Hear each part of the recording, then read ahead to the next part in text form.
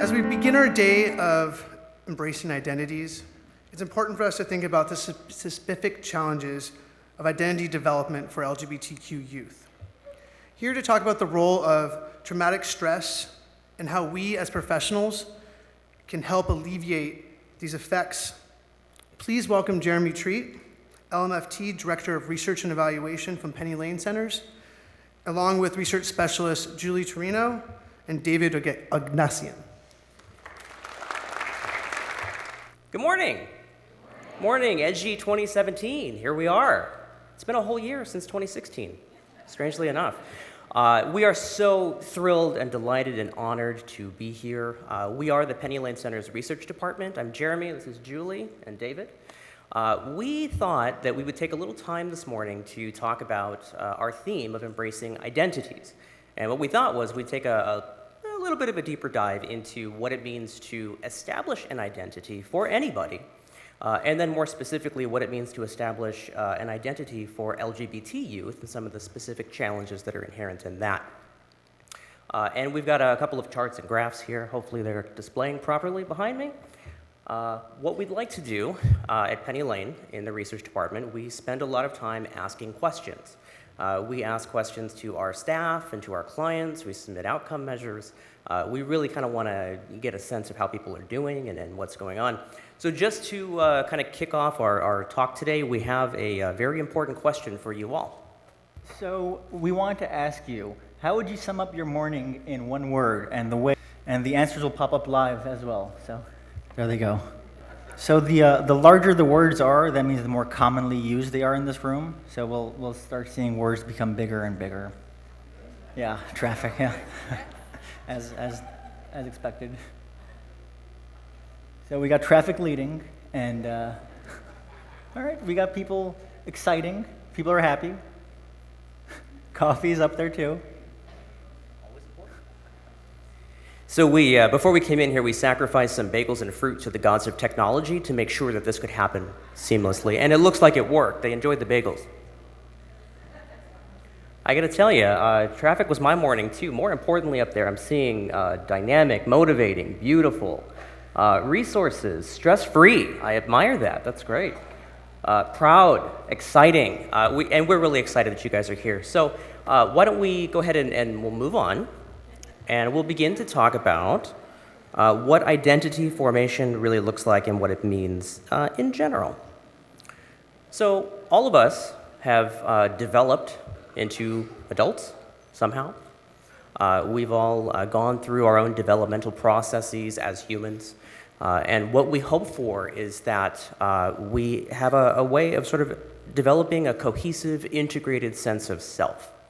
Hopefully you get most of your needs met and you're able to understand who you are, you're able to understand your place in the world, where you belong, which people are safe for you to be around. You hopefully will develop some sort of a sense of well-being, both physical and emotional. You will have come to appreciate yourself enough to take good care of yourself physically. You look to your physical health needs. So hopefully all of us in this room have been able to enjoy enough development that we're able to get all of our needs met with our own cohesive sense of self and who we are and where we belong. Now, sometimes in that developmental process, there is something called traumatic stress, which can happen. When traumatic stress happens in any way, it can sort of derail the development process. Traumatic stress, when it happens, it shatters the self, views of the self in the world, and it disrupts your attachments and it strains your relationships. Now, when I say traumatic stress, some of you may think of the big T traumatic stresses: abuse, sexual abuse, physical abuse, emotional abuse, witnessing violence, being part of a really difficult situation. And those are, profound. Those are very difficult for people who are developing to develop a cohesive sense of self when they've had that level of trauma. Sometimes we also talk about the little t traumas, and the little t traumas are those day-to-day sort of traumas, those little things that sort of eat at us and pile up. And we're going to go into that in just a minute in a little more detail, but before we do, I'd like to have Julie present to you what we call our stress model. Thank you, Jeremy.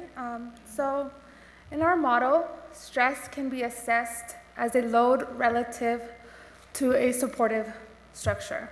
As you can see in the picture, we have someone who has developed that cohesive, integrated sense of self, and in so has been able to develop the scaffolding needed to support the rock, managing those daily stressors. So as we move forward, talking about identity formation and these traumatic stressors within the LGBT youth, please keep this model in mind. So we're going to come back to that model in just a few minutes. Really the important part, and I have not named this guy yet. I'm trying to think of a good name for him. Stress guy is what I kind of been calling him. So yeah, this guy hopefully has some kind of sense of self so that when the traumas and the stressors of life pile onto his back, he has that internal scaffolding to be able to bear those burdens, to be able to deal with those. We've talked about general development. Let's talk about specific models for understanding LGBT identity development. Some of you may be familiar with the CAS identity model. This was developed in 1979. I was talking to my good friend Wendell just a few minutes ago. Hi, Wendell. He's right here in the front row. I appreciate that he's here for us. And he was talking about the state of LGBT activism in the 70s. And this was a while ago, for those of you who remember the 70s. Some of us around, right? Things have changed a little bit since the 1970s, but CAS was really one of the first academically understood models of LGBT development. And the CAS model still holds true, but there have been some criticisms. And what CAS believed is that LGBT identity formation followed more of a linear fashion. It sort of started at stage 1 and went all the way through stage 6. As you can see at stage 1, it begins with identity confusion. It's the sense that I think that I'm different. There's something different about me than the majority, than most people. At stage 2, it's identity comparisons. It's really trying to sort of figure out, where do I belong in the world? How do I fit in? I feel different in some way. Many LGBT folks, when they're polled for research purposes, have a sense, this sort of vague sense of not fitting in. And sometimes they can't really put their finger on it. It's just sort of a sense of being other or being different. And so that's an important consideration as we work with LGBT youth, especially. Moving forward, hopefully, folks can develop into stage 3, which is, not moving quite that forward yet. I don't have a clicker, unfortunately. Stage 3 is identity tolerance. So that's the sense that I've now understood that while there's something different about me, I'm beginning to sort of embrace the fact that there's something different. Now, these first 3 stages that Cass outlined were very much about sort of compensation. They were really very much about trying to sort of just cope, just deal with it, just try to find a way to survive. They're not really growth-oriented stages so much. When we get to stage 4, we get to identity acceptance, and that's for the first time the coming out process may begin. And folks may be able to sort of articulate the fact that they know who they are, and they're beginning to develop a more cohesive sense of identity and who they are as LGBT community members. Stage 5, you get identity pride. Oftentimes in stage 5, there is more of a groupthink mentality. There's more of a sense of identity within the LGBT community. A lot of times here you see a very intense feeling of anger towards the heterosexual majority. And that's where a lot of activism begins. Now, hopefully, people can continue to move through to stage 6, which is identity synthesis. And that means that you understand who you are in the world at a very deep sense along many different domains, especially with your LGBT identity. So that's CAS. Now, this whole model was normed on white men, which was kind of the norm for the 70s, right? And before that, and for all of time, it seems. I know. So, like I said, and in my conversation with Wendell earlier, things have changed a little bit since the 70s, thankfully. And so moving forward now, Diaghile's lifespan model from 1994. So this was about 15 years after Cass's model. The nice thing about Diaghile's model is that it does not follow a linear fashion. There are these 6 different domains. Hopefully you can read them. I know the text is a little bit small. That people can develop through at different points of the life cycle. And this is the first well, not the first, but the best academic model that really talks about the possibility that gender can be fluid and that development does not necessarily have to happen in these very linear stages. And in fact, for any of these 6 domains that people develop through, they may develop through 1 or 2 of them and not any of the others. They may develop it through all of them at the same time. They may be much later in life before they begin to develop through one of these, or it may change. So your gender identity, your sexual orientation could change a little bit over time. It may be more fluid than the white men in the 1970s said it was. So this, the orange circle here at the very top, this is one of the domains exiting a heterosexual identity. That's the idea that I don't fit in, I don't belong, I don't feel like I'm a part of this majority group. This next domain, developing a personal LGBT identity status, that's really the process of coming out to oneself. That's the process of understanding oneself in this new and different way, being able to sort of put that structure in place. Hopefully, I remember our stress model a moment ago, developing the sense of self that will begin to sort of help you tolerate the stressors of life, those rocks. Developing an LGBT social identity, that's the process of coming out to your friends, coming out to your social cohort. And that can be very difficult because there's always the potential for rejection, always the potential for intolerance, people not willing to accept that part of someone's identity. Claiming an identity as an LGBT offspring, that's the process of coming out to one's parents. I'm sure many of you in this room can think about difficult conversations that you've had with your own parents, and this can be one of the most difficult. So this certainly happens along a continuum, and it is possible to develop in other areas without developing identity as an LGBT offspring. Next, in the blue over here, we have developing an LGBT intimacy status. So that is forming same-sex relationships, forming non-heteronormative relationships. So beginning to understand what that looks like. Now, hopefully, if all goes well in that normal development process, we begin to establish a sense of intimacy with others, and we may begin to develop crushes or romantic feelings with other people. As children, as adolescents, for some people that may come a little bit later. And so relearning what that means and what intimacy looks like is very important. And then finally, entering the LGBT community, understanding one's place within this new community, understanding who you feel safe around and who you can be around, and what that means for your social experience. Now, remember the stress model. Hopefully, we all go through this process of development. We develop a strong structure to deal with stress. But what happens for LGBT youth, especially when there are traumas during development? So some common barriers to development for LGBT youth, minority stress. This is stigma, prejudice, discrimination, and this term of microaggressions. It's the idea, and this is for any minority group.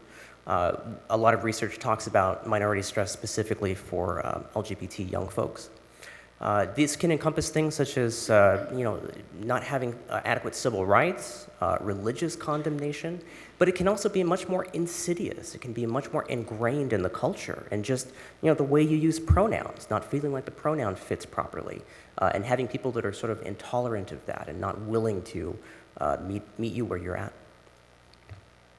Homonegativity, we used to call it homophobia. This is a slightly more inclusive term. This is a pervasive idea that your sexual orientation, your gender identity expression is outside of heteronormative standards and it's considered wrong in some way. As I've said, we have come a long way since the 70s, thankfully. But we haven't come all the way yet. And so there's still homonegativity in the world that LGBT youth have to deal with and have to find ways to navigate around while they're developing. Anomi, this is actually sort of a cultural appropriation term that I've heard elsewhere, but in our research we found that it applies quite a lot to LGBT youth, and that's just a pervasive sense. It's a lack of social control or normlessness, feelings of alienation, feeling like you have nowhere to belong, feeling like you don't know. You're not around people who know you, who understand you, who are like you. It's very difficult to understand yourself if you're not in relation to others who accept you. And then internalized homophobia. This is a profound self-hatred. Sometimes it becomes an externalized anti-gay attitude. The research says basically we all have our own sense of internalized homophobia because it's in the culture. It's so ingrained in some of the messages that we've heard. You know, I guess the prototypic example of this would be the politician who fights for traditional family rights and then gets found soliciting sex in an airplane bathroom or something like that. I'd like to take a look at the stress model one more time. So by age 12, most children have internalized the message that homosexuality is shameful and that heterosexuality is the normal. Here we have a person LGBT youth who deals with that constant microaggression, that constant daily trauma, and that feeling of not fitting in. And so in development, when building that scaffolding to bear those daily stressors, it's weak, it can crack, and they're not able to manage the daily stressors. So David will come in and ask you a second question.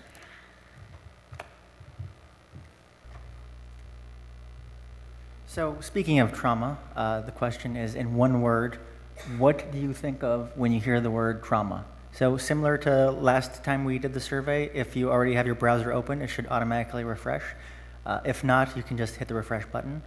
Same with text. If you were using text, you can just go ahead and continue your text the same way. And we'll start seeing the answers pop up right now.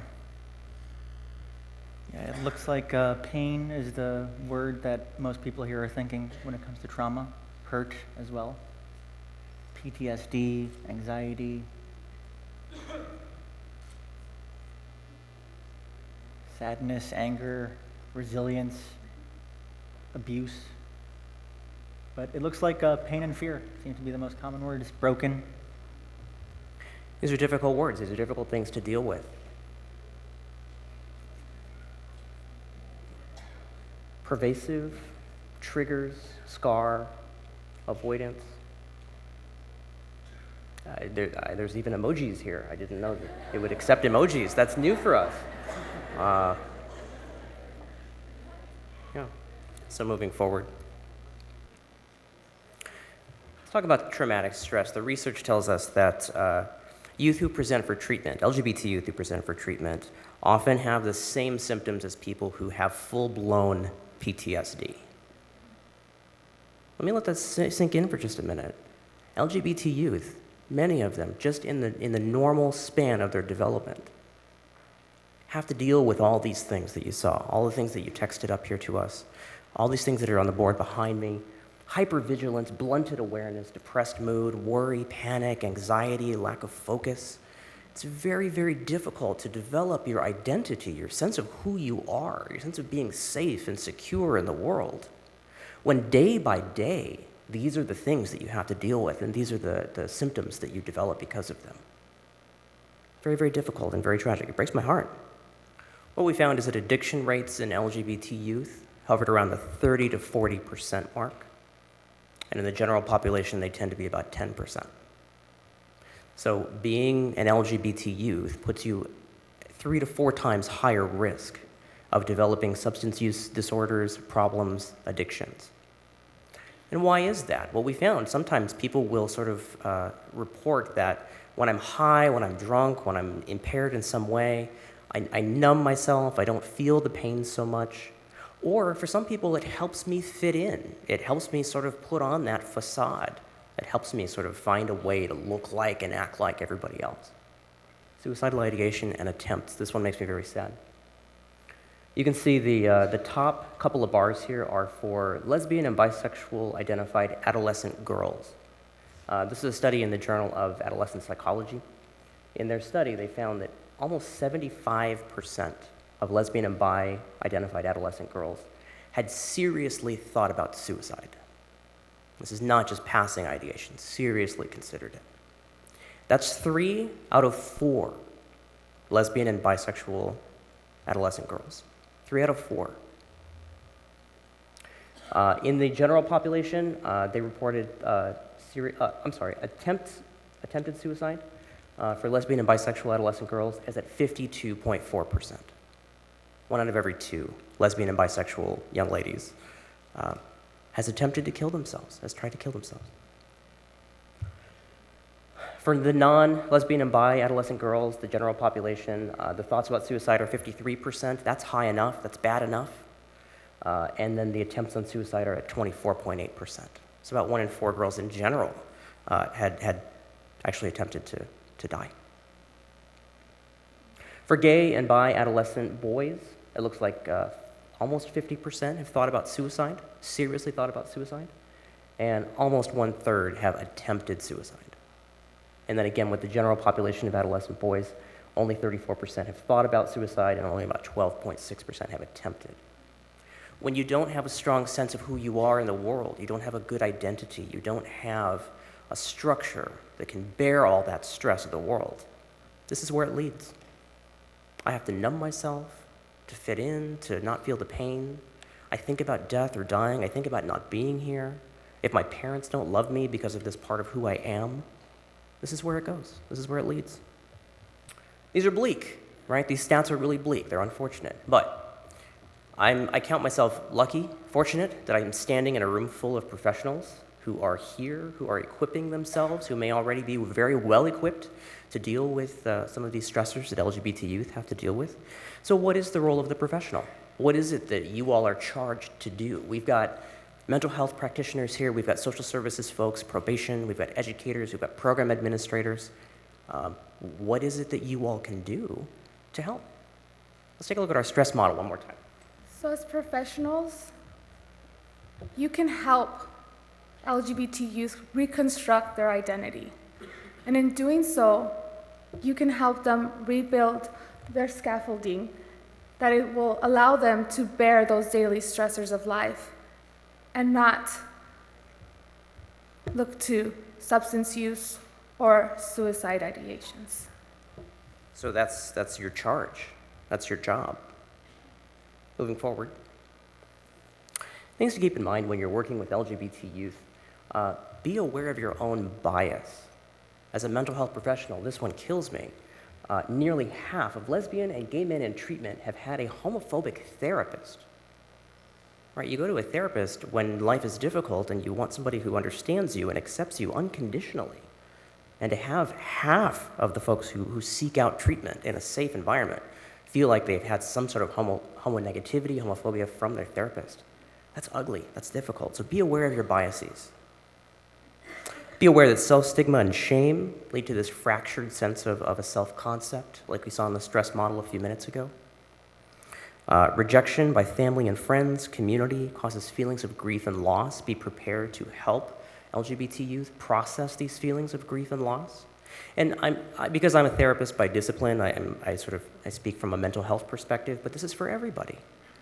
I imagine many of you in this room have experienced some kind of grief and loss in your lives, in your day-to-day lives. Imagine how you'd approach a friend who lost a family member, a loved one, somebody close to them. LGBT youth had the same experience. I have a friend of mine who when he came out, he was part of a very large church movement in New York. When he came out, his entire family rejected him, said that you're dead to us now, we don't want to have anything to do with you. Fortunately, he moved to California and got on with his life, and everything is much better now. But just be aware that those feelings of grief and loss are present, and be prepared to deal with them. Reintroduce intimacy definitions in healthy relationships. Like I mentioned earlier, it's difficult to develop that sense of what healthy relationships look like. And I'm talking about emotionally healthy relationships, relationships that are fulfilling and loving, but also sexual health. There are sexual health issues that LGBT youth in particular are going to have to navigate, and they're going to need your help to do that. Understanding gender dysphoria, this is particularly impactful for our friends in the trans community, understanding what it's like to have a body that doesn't feel right, doesn't feel like you feel inside, recognizing the role of gender dysphoria and what that means. We got one more question for you.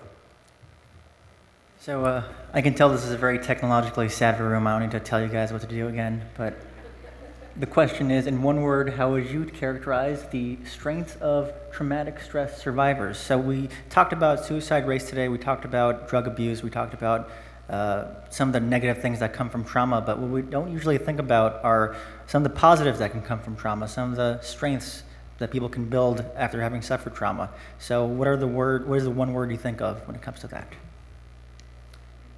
And it seems like early lead is being taken by the word resilience. It's a good one. Yeah, it is a good one. I like that. Seems to be the obvious one. We gave it away. Yeah. Resilience, a thumbs up. Muscle, yeah, I like the muscle emoji. Persistence. Thank you, guys. This is great. And the emojis, again, the strong arm, the guy with his hands above his head, resilience, strong, perseverance, grounded, empowerment. These are all very, very powerful words. Thank you. What an auspicious group we have here. That's great. Moving forward. Did I miss something? Did I miss one? Beyonce. All right. Put a ring on it, right? So I can't dance. I don't have any rhythm. I'm sorry. Maybe Julie, you can help us out. David. No. Okay. So moving forward, and we're getting ready to bring it to a close here. Gaining traction for change, for helping LGBT youth develop their identity.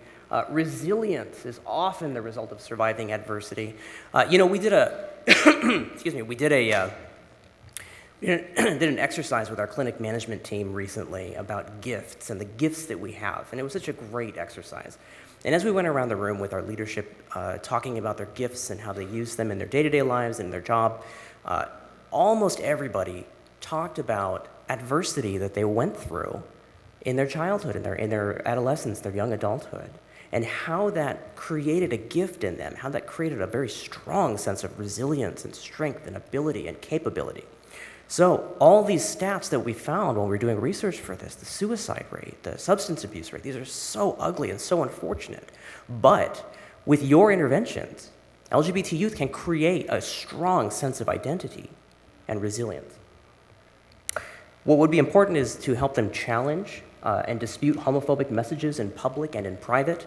Now, as a therapist, I might employ some sort of a cognitive technique so that people can sort of change the channel or flip the script. Instead of thinking constant negative messages about the self, they can replace those with positive thoughts, or at least thoughts that are fair and balanced. And this is something that you all can do for the youth that you're working with, is helping them really challenge those really negative internalized messages. Promote activism to help establish a connection to a community. Really empower them to do something about the difficult situation that they're in. Helping youth seek natural supports. There may be friends and family, there may be allies in places that they don't even expect them. This is tricky because you want to make sure that they maintain safety at all times. And if they don't have natural supports, help them find and seek out safe spaces that are free of judgment. At Penny Lane, we have our Tay drop-in centers now in Antelope Valley and in Commerce. It's a safe place for homeless LGBT youth to come in, shower, eat, be safe.